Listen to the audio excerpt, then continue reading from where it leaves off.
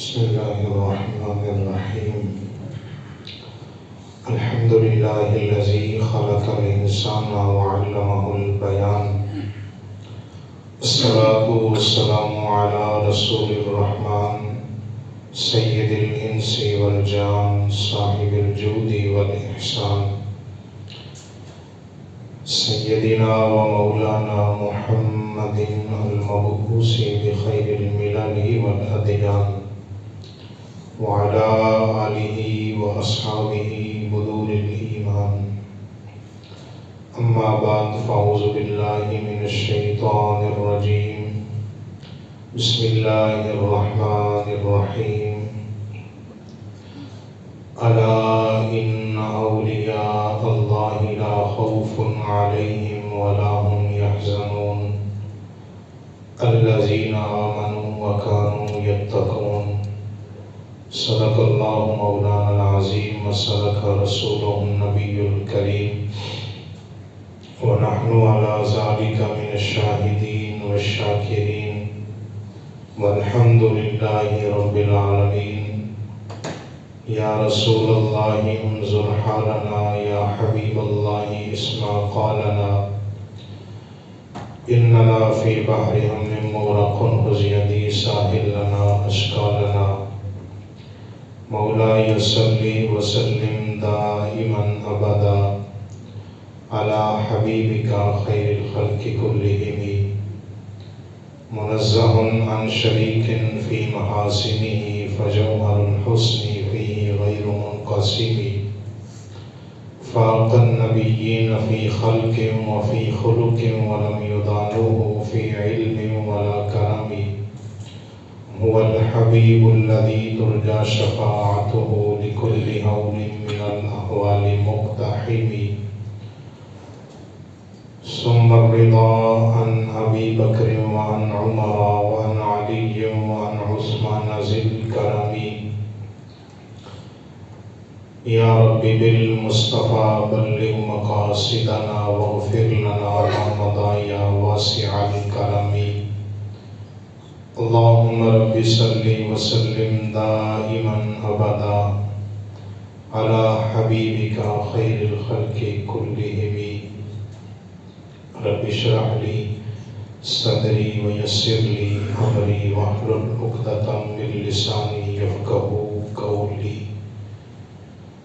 اللہ رب العزت جل جلالہ وعم نوالہ وعظم شانہ واتم برہانہ ولا الہ غیرہ کی حمد و ثنا حضور رحمت عالم نور مجسم شفیع معظم تاجدار کائنات امام الانبیاء نبی الانبیاء حبیب کبریا احمد مجتبی جناب محمد مصطفیٰ صلی اللہ علیہ وآلہ وسلم کی بارگاہ اقدس و انور میں ہدیہ درود و سلام کا نذرانہ عرض کرنے کے بعد اللہ کریم جمعۃ المبارک کی رحمتیں برکتیں ہم سب کو عطا فرمائے.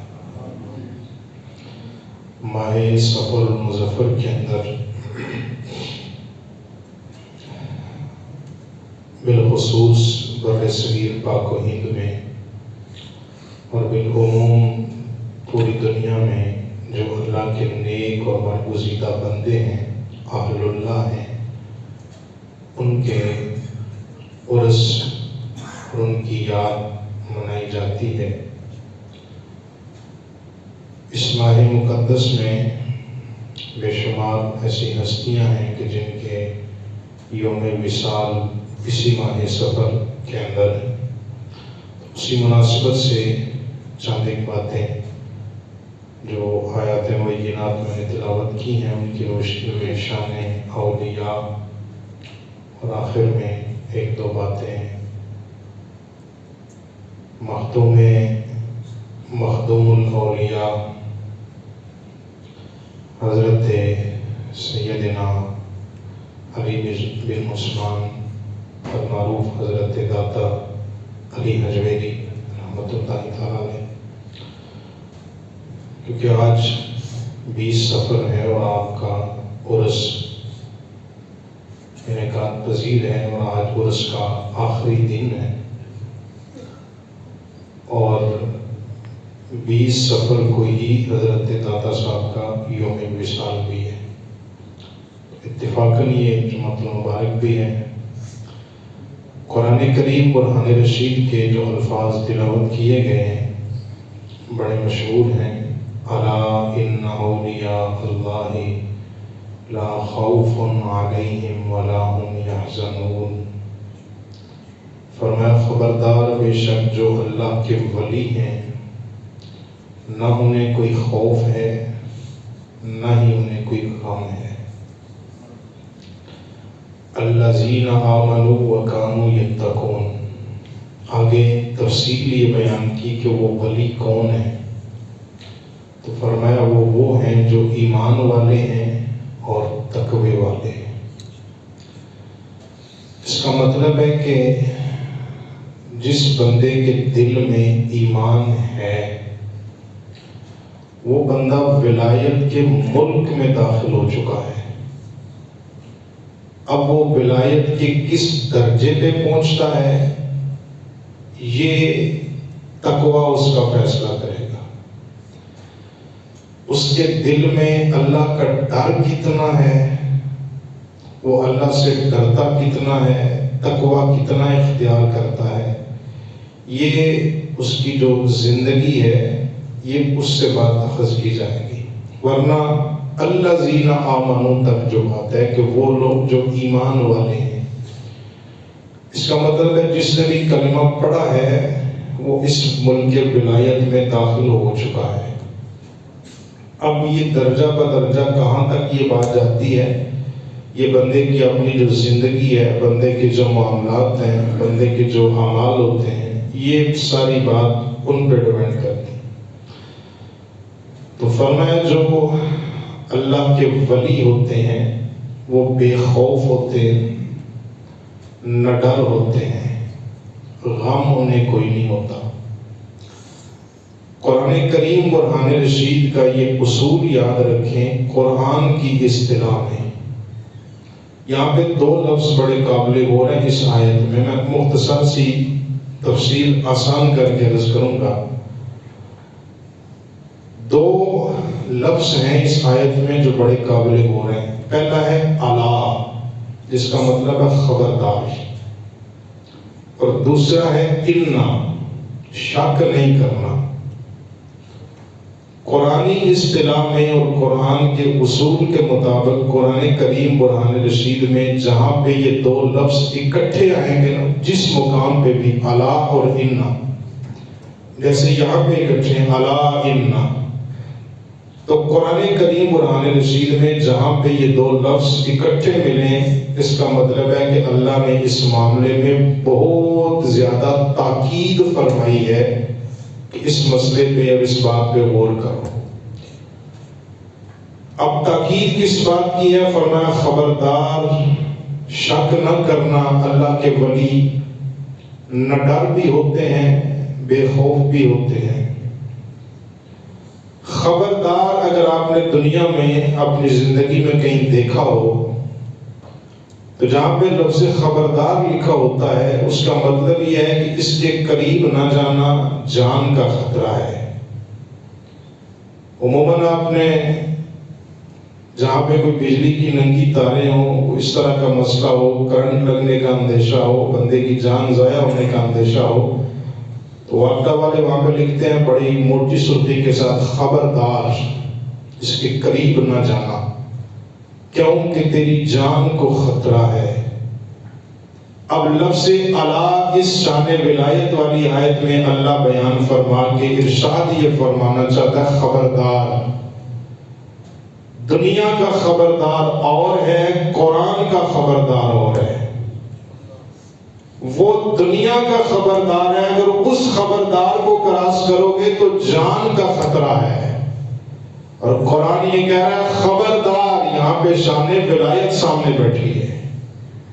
اگر دنیا کا خبردار کراس کر کے آگے نکلو گے تو تیری جان جانے کا خطرہ ہے، اگر قرآن کا خبردار آگے کراس کر کے جاؤ گے تو ایمان جانے کا خطرہ ہے۔ ادھر جان کی حفاظت ہے، ادھر ایمان کی حفاظت ہے۔ اور تاکید کس بات کی ہے؟ اولیاء اللہ لا خوف علیہم ولا هم یحزنون، جو اللہ والے ہیں وہ دنیا میں کسی سے ڈرتے نہیں، ہاں اگر وہ ڈرتے ہیں تو پیدا کرنے والی ذات سے ڈرتے ہیں۔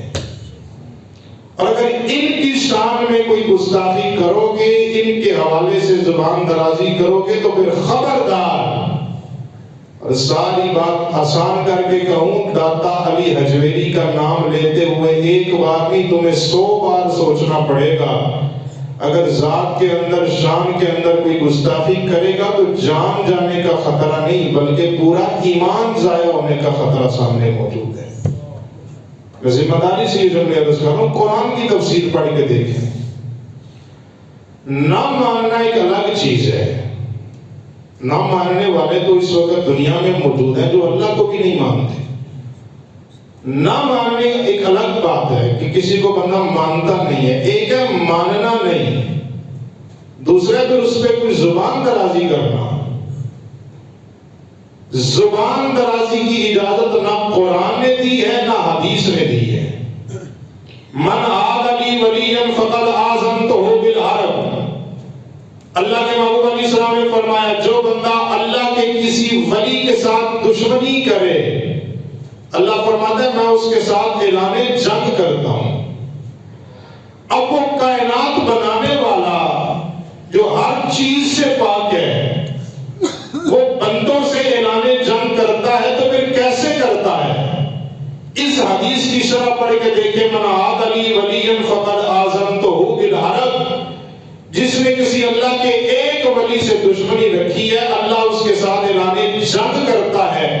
صالحین نے یہ لکھا ہے کہ اگر کسی اللہ کے نیک بندے کی دشمنی دل میں آ جائے، بغض دل میں آ جائے، تو مرتے وقت اللہ ایمان کی دولت عطا نہیں فرمائے گا، ایمان اسی کا سلامت رہے گا۔ سلامتی ایمان کے ساتھ دنیا سے وہی جا سکتا ہے جس نے ان کا احترام کیا ہے، جن کا احترام کرنے کا حکم خود خدا نے بھی دیا ہے، خود ذات مصطفیٰ نے بھی عطا فرمایا۔ تو یہ بات یاد رکھیں، میں گزارش یہ کر رہا تھا، نہ ماننا ایک الگ چیز ہے، زبان درازی کرنا اور اپنی مرضی کے قصے کہانیاں اور ہر بات کو کہہ دینا یہ کہانی ہو رہی ہے، کہانی کرائی جا رہی ہے، کہانی کا نہیں، ہر بات کہانی نہیں ہوتی۔ کچھ ایسے لوگ ہیں جن کی شان اللہ نے خود قرآن میں بیان فرمائی ہے، اور اگر ان کی ذات کے اوپر، ان کی زندگی کے اوپر، ان کے معاملات کے اوپر اگر کوئی بندہ ڈسکس کرے گا اور گستاخی کرے گا، زبان درازی کرے گا، من عاد لی ولیا فقد آذنتہ بالحرب، ایمان لے کے دنیا سے نہیں جا سکتا۔ ایمان اسی کا ساتھ جائے گا جس نے اللہ کے نیک بندوں کی محبت بھی دل میں رکھی ہو اور ان کا احترام بھی دل میں رکھا ہو۔ ولی ایک لفظ ہے، ولی کسے کہتے ہیں یہ بات ذہن میں رکھیں۔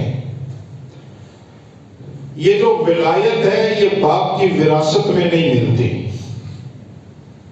ولایت جائیداد کے اندر نہیں بڑھتی، ولایت اللہ کی عطا ہے، مدینے والے نبی کی نگاہ رحمت ہے، اور بندے کے اپنے دل کی کیفیت ہے۔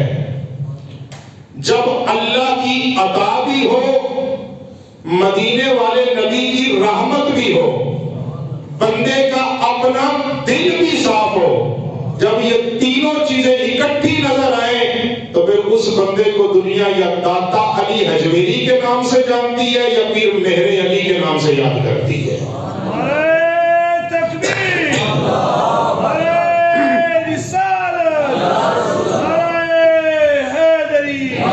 شان عظمت مصطفیٰ۔ میں بھی زور لگانے کے موڈ میں نہیں ہوں جیسے آپ بول رہے ہیں، اگر بات سمجھنی ہے تو پھر بلند آواز سے کہیں سبحان اللہ۔ ولی کسے کہتے ہیں؟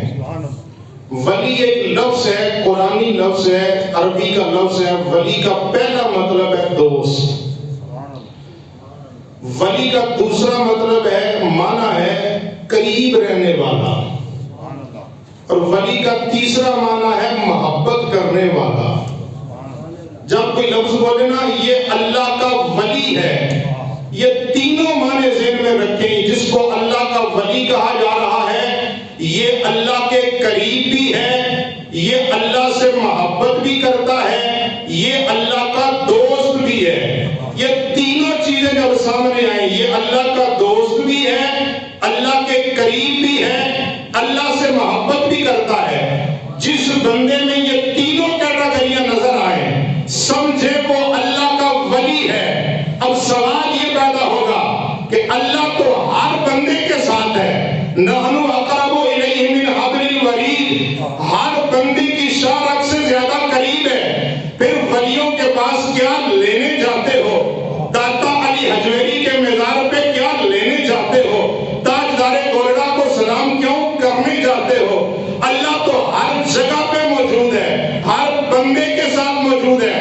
میں یہ پوچھنا چاہتا ہوں جب اللہ ہر جگہ پہ موجود ہے، مجھے سادے سے سوال کا سادہ سا جواب دیا جائے، جب اللہ ہر جگہ موجود ہے جناب والا، آپ ہر رمضان میں ہر سال خانہ کعبہ کیوں جاتے ہیں؟ نہیں سمجھے میری بات کو؟ وہ بھی تو ایک جگہ ہی ہے نا، وہ بھی تو ایک مقام ہے نا۔ جواب آئے گا یہ بیت اللہ ہے، یہاں پہ اللہ کا قرب جلدی ملتا ہے۔ میں نے کہا علی حجویری یہ ولی اللہ ہے، یہاں پہ اللہ کی رحمت ہر وقت برستی رہتی ہے۔ تکبیر،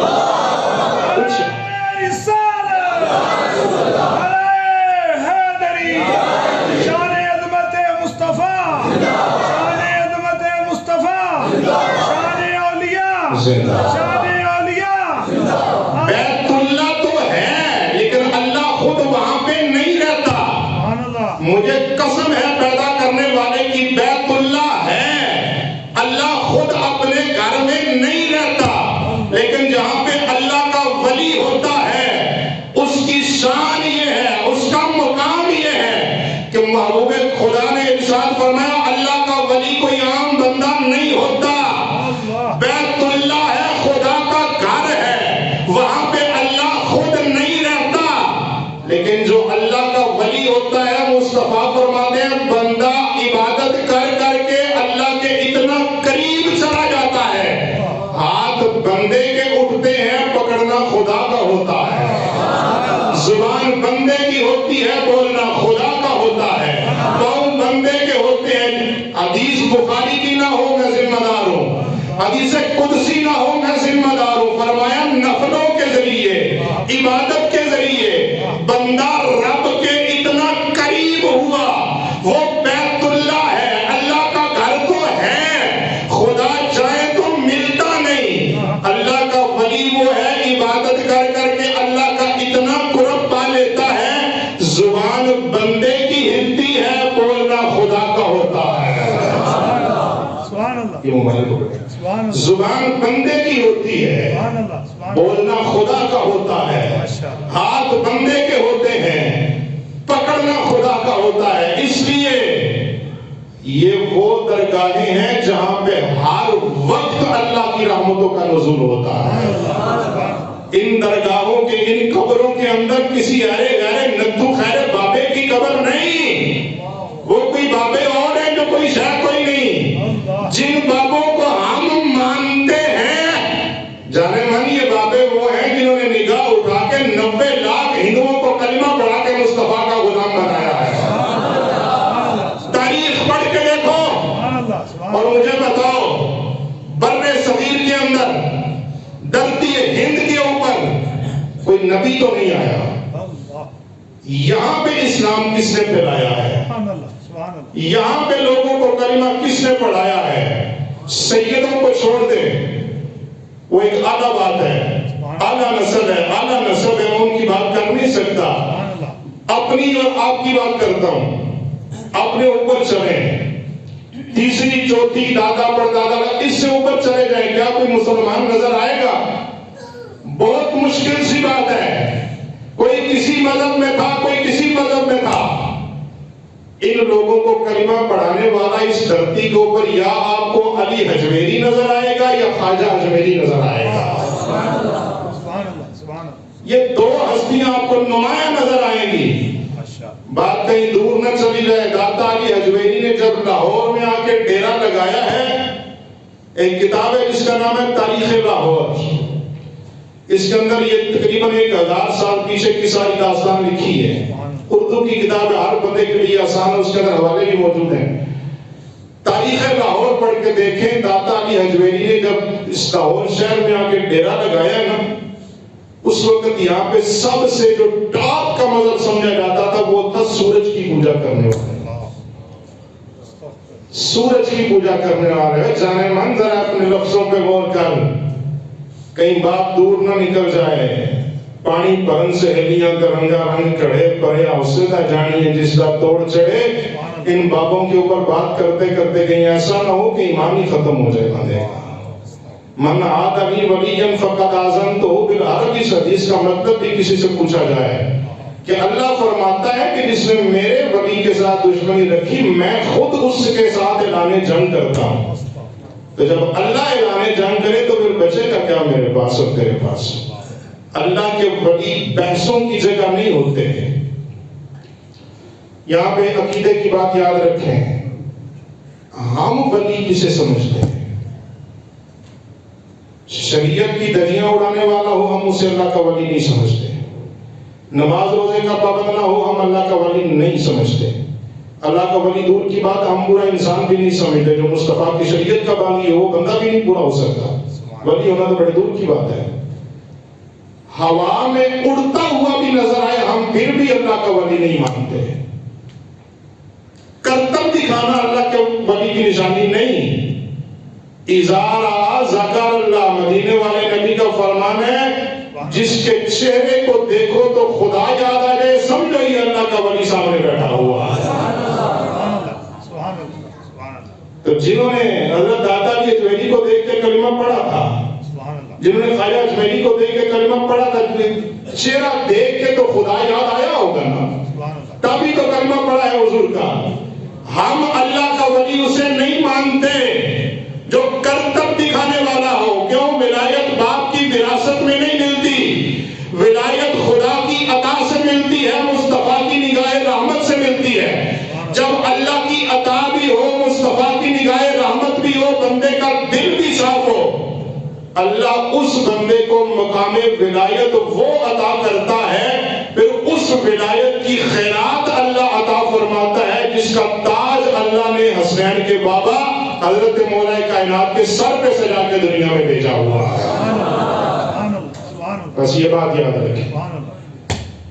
حضرت داتا علی حجویری انہی ہستیوں میں ایک نام ہے، حضرت سیدنا علی حجویری رحمۃ اللہ تعالی علیہ. اعتراض ہر کوئی کر سکتا ہے، اس کو حق حاصل ہے. اختلاف بھی کرنا آپ کا حق ہے. زبان درازی کرنا آپ کا حق نہیں ہے. گستاخی کرنا آپ نہ مانیں. میں نے عرض کیا نا، اس وقت بھی اس دھرتی پہ ایسے لوگ موجود ہیں جو اللہ کو نہیں مانتے. نہ مانے آپ، جزا سزا اللہ جو بھی آپ کا معاملہ ہوگا، لیکن زبان درازی نہیں کرنی چاہیے، گستاخی نہیں کرنی چاہیے. حضرت داتا علی حجویری کی ولادت افغانستان کے شہر غزنی میں ہوئی ہے. آپ وہاں سے ہجرت کر کے لاہور تشریف لائے ہیں. 21 سال کی عمر میں حضرت داتا علی حجویری نے سب سے پہلا مناظرہ کیا ہے ان لوگوں کے ساتھ جو اللہ کی توحید کو نہیں مانتے تھے. سلطان محمود غزنوی کے دربار میں علی حجویری سرکار نے اللہ کی توحید کے اوپر ایسا مناظرہ کیا ہے کہ جو پوری کی پوری جماعت اللہ کی توحید کا انکار کر رہی تھی. اس درویش نے، اس مرد کلندر نے ایسی نگاہ اٹھائی ہے، علم کا سکہ بھی چلایا ہے، نگاہ کا سکہ بھی چلایا ہے کہ پوری کی پوری جماعت اللہ کی توحید کا اقرار بھی کر کے گئی ہے، مصطفیٰ کریم کی رسالت کا بھی اقرار کر کے گئی ہے.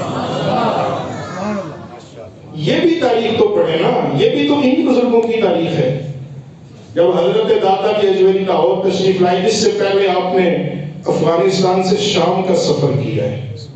حضرت ابوالفضل خطبی رحمۃ اللہ تعالیٰ علیہ آپ کے مرشد ہیں. مرشدوں کی تلاش میں افغانستان سے شام کا سفر کیا ہے. آج یہ سفر چند گھنٹوں کے اندر کیا جا سکتا ہے. پیدل سفر کرنا ہو 1000 سال پیچھے چلے جائیں. کتنی کوئی تڑپ تھی اللہ کا قرب حاصل کرنے کے حضرت داتا علی حجویری کے دل میں کہ افغانستان سے پیدل سفر کر کے شام جا رہے ہیں اور حضرت ابوالفضل خطبی ان کے مرشد بن رہے ہیں اور علی حجویری کو بیعت کر کے وہ اپنا مرید بنا رہے ہیں. میں اس کی زیادہ ڈیٹیل نہیں بیان کروں گا, صرف اتنا ہی پوچھوں گا وہ بندہ کتنا کوئی کمال کا ہوگا جو داتا علی حجویری کا بھی مرشد اور پیر لگتا ہے, جس کی تلاش میں حضرت داتا صاحب افغانستان سے شام چلے گئے ہیں. وہ بندہ کتنا کوئی کمال کا ہوگا. حضرت ابوالفضل خطبی سے بیعت کر کے آپ کے حکم سے آپ نے فرمایا کہ علی حجویری تم ہند میں لاہور چلے جاؤ. حضرت علی حجویری فرماتے ہیں, حضرت داتا صاحب کشف الموجود میں خود فرماتے ہیں کہ میں نے عرض کی کہ حضور والا وہاں پہ ہمارے پیر بھائی حضرت میرا حسین زنجانی موجود ہیں. یہ لفظ بڑا قابل غور ہے. میرا حسین زنجانی وہاں پہ لاہور میں موجود ہیں تو میرے جانے کی کیا ضرورت ہے. حضرت ابوالفضل فرمانے لگی علی حجویری یہ میں نے اپنی مرضی سے تمہیں کچھ نہیں کہا, میں نے تو چٹھی پڑھ کے سنائی ہے. یہ چٹھی مدینے والے نبی نے مجھے عطا فرمائی.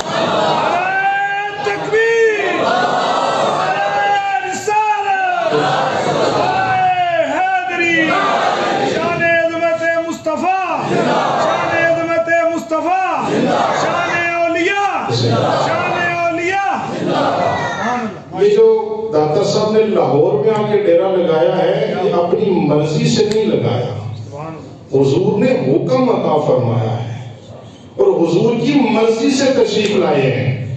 اور یہ بھی ذمہ داری سے جملہ عرض کر رہا ہوں, حضرت داتا صاحب یہ چاہتے تھے کہ مجھے کوئی نہ پہچانے, گوشہ نشینی کی زندگی اختیار کرنا چاہتے تھے. اور یہ بڑے بڑے بزرگ ہیں, آج کل کو میرے جیسا کو خشک مولوی ہو کسی جگہ پہ جائے بندہ کہے کہ آپ نہیں آ سکتے. جب داتا صاحب افغانستان سے لاہور تشریف لے کے آئے ہیں, رات کا وقت تھا, عشاء کی نماز کے بعد آپ پہنچے ہیں. پہلے وقتوں میں ہر شہر کے اندر باہر دروازہ لگا ہوتا تھا, رات مغرب سے پہلے جو بندہ آ جاتا وہ آ جاتا, مغرب کا وقت ہو جاتا تو اس کے بعد شہر کے اندر داخل ہونے کی کسی کو اجازت نہیں ہوتی تھی, پھر فجر کے بعد جا کے داخل ہونا تھا. اب داتا صاحب جب پہنچے تو عشاء کے بعد کا وقت تھا, دروازے پہ دستک کی, چوکیدار نے بتایا دروازہ بند ہو چکا ہے, آپ اس وقت نہیں جا سکتے. چاہیے تو یہ تھا نا کہ اپنا تعارف کرواتے, میں بڑی دور سے آیا ہوں, افغانستان سے غزنی سے چل کے آیا ہوں, یہ میرا نام ہے ابوالفضل خطبی, میرے مرشد ہیں, حضور نے مجھے حکم دیا ہے. اپنا تعارف کروا سکتے تھے نا. اس ساری بات کا ترجمہ بلے شاہ قصوری کہتے ہیں, چل بولے آسی اوتھے چلیے جتے رہندے سارے انے, نہ کوئی ساتھی ذات پہچانے نہ کوئی سانو منے. داتا صاحب نے خود کو ظاہر ہی نہیں کیا. اور یہ اکثر جملہ میں بولتا ہوں, داتا صاحب نے اپنے آپ کو ظاہر نہیں کیا. یہ تو اجمیر والے پیر آئے ہیں جو دنیا کو بتا کے گئے ہیں, گنج بخش فیض عالم مظہر نور خدا, ناکسارا پیر کامل کاملارا رہنما. ایک بندے کا نام لینے لگا ہوں جس کی زندگی کا معمول یہ ہے نماز فجر داتا صاحب کا لی مسجد میں جا کے پڑھنا, پھر وہاں پہ بیٹھ کے اللہ کے قرآن کا آدھا پارہ تلاوت کرنا. اس بندے کا نام, اس درویش کا نام, اس کلندر کا نام علامہ ڈاکٹر محمد اقبال ہے. آج تو اقبال پہ بھی بڑی بڑی بحثیں ہو رہی ہیں. میں نے کہا جانے جگر اگر آپ دوسری دفعہ بھی پیدا ہو کے آئے نا تو آپ کا مقام وہ نہیں بن سکتا جو اقبال پہلے حاصل کر چکا ہے. جتنا مرضی پل لگاؤ اس بات پہ کہ اقبال کو دنیا چھوڑ دے, خدا کی عزت کی قسم ہے اقبال کی بخشش کے لیے صرف یہ ایک جملہ ہی کافی ہے, کی محمد سے وفا تو نے تو ہم تیرے. اقبال کی زندگی کا معمول یہ ہے, اقبال ہر روز نماز فجر داتا صاحب والی مسجد میں جا کے پڑھتا ہے, وہاں پہ بیٹھ کے اللہ کی قرآن کی تلاوت. آخری جملہ بول رہا ہوں, حضرت داتا صاحب کی مسجد میں ایک بزرگ روز تشریف لاتے ہیں, ان کی یہ خواہش ہے کہ کسی دن میری اقبال سے ملاقات ہو جائے, لیکن قدرت کو منظور نہیں تھا. ادھر سے وہ بابا جی آتے ہیں دربار میں مسجد میں, ادھر سے اقبال نکل کے رات چلا جاتا ہے. بزرگ بیٹھ کے داتا صاحب کے مزار پہ عرض کی, آپ کا وہ بھی غلام ہے میں بھی غلام ہوں, اگر آپ کوئی نگاہ کرم کریں تو ہماری آپس میں ملاقات نہیں ہو سکتی. سبحان اللہ. بزرگ کہتے ہیں میں یہ بات کرتے کرتے بس تھوڑی سی آنکھ لگی ہے, داتا صاحب خواب میں تشریف لائے, آنکھوں پہ اشارہ ہوا, فرمانے لگے تم چلے جاؤ ان کے گھر میں, اقبال اس وقت تمہیں اپنے گھر میں ملے گا, تجھ سے ملاقات بھی کرے گا. اب بزرگ کہتے ہیں میں وہاں سے نکلا ہوں, ڈاکٹر اقبال کے گھر تک پہنچا ہوں تو ڈاکٹر اقبال اپنے دروازے سے باہر گلی میں کھڑے ہو کے نا ہاتھ باندھنے کی کسی کا انتظار کر رہے ہیں. یہ بات اقبال نے خود بھی لکھی ہے, اگر حوالہ چاہیے ہو تو میں دے دوں گا. اقبال ہاتھ باندھ کے نا یوں کھڑے جیسے کسی کا انتظار کر رہے ہیں. وہ بزرگ تشریف لائے, پوچھا جی کون, کیسے, کیوں. جب یہ بات ہوئی نا تو اقبال مسکرا کے کہنے لگے بابا جی اب نئی نئی باتیں تو نہ سناؤ, خود ہی ادھر عرضی پیش کر کے آئے ہو کہ اقبال سے ملاقات کروا دو. تمہیں انہوں نے خواب میں آ کے بتایا ہے کہ گھر چلے جاؤ, مجھے میرے گھر میں آ کے بتا کے گئے ہیں کہ تیرا کوئی مہمان بھی آنے والا ہے, تیرا کوئی مہمان بھی آنے والا ہے. اگر آخری جملہ نہ بولوں گا تو میرے دل کو تسکین نہیں ہوگی. چند سال پہلے کی بات ہے, تقریباً 2:30 بجے کا وقت تھا. داتا صاحب میزان کے باہر فٹ پاتھ پہ جہاں پہ لوگ لیٹے ہوتے ہیں, اعتراض کرنا بڑا آسان ہے. اس مہنگائی کے دور میں سینکڑوں نہیں ہزاروں لوگوں کا جو پیٹ بھر رہے ہیں وہ داتا علی حجویری کا میزان نظر آ رہا. میں نے ایک بندے سے پوچھا کہاں سے ہے, اس نے کہا میں مظفر گڑھ سے میرا تعلق ہے. یہ میں اپنی بات سنا رہا ہوں.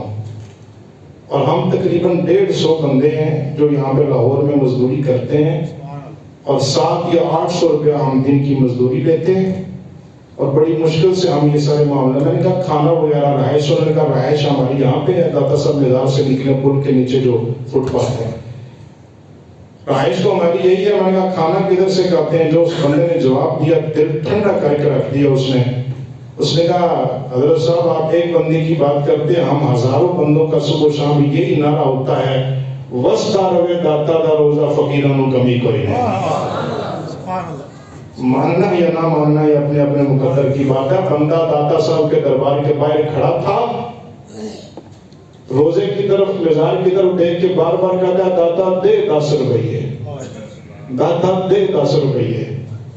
ایک بندہ قریب سے, کچھ بندے اپنے مذہب کے حوالے سے بڑے جذباتی ہوتے ہیں, اس نے اپنی جیب سے 10 روپے کا نوٹ نکالا, اس فقیر مانگنے والے کو دیا, کہتا جا یہ داتا یہ خود فلاں فلاں فلاں, اس نے کہاں سے دینا ہے.